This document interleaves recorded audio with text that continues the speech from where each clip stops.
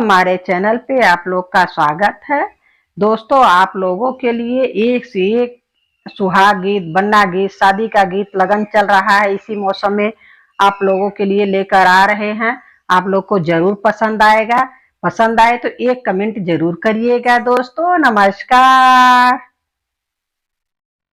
एक चुटकी सिंदूरा का मोल सजना, एक चुटकी सिंदूरा का मोल सजना, हमरा जिंदगी जुड़ल तोहरे संग सजना, हमरा जिंदगी जुड़ल तोहरे संग सजना।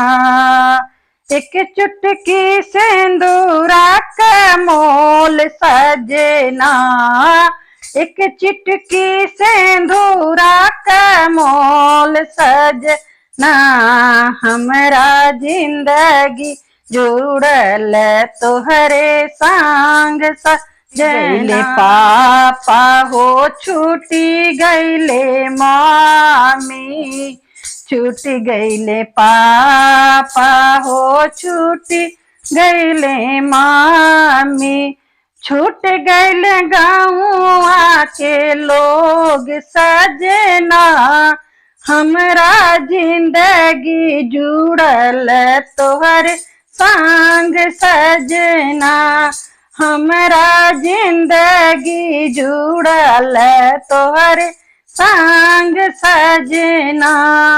एक चुटकी सिंदूरा का मोल सजना, हमरा जिंदगी जुड़ल तोहर संग सजना।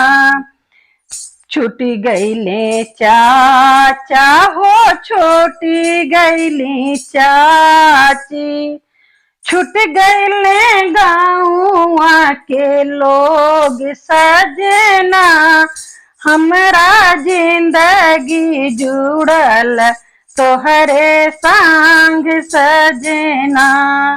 एक चुटकी सिंदूरा का मोल सजना, हमरा जिंदगी जुड़ल तोहरे संग सजना।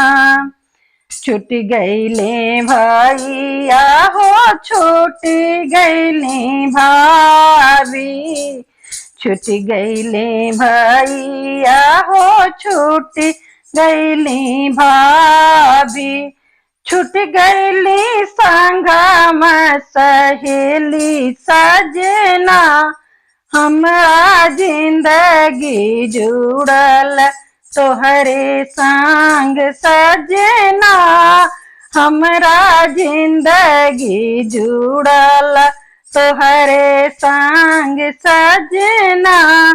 एक चुटकी सिंदूरा का मोल सजना, हमरा जिंदगी जुड़ल तोहरे संग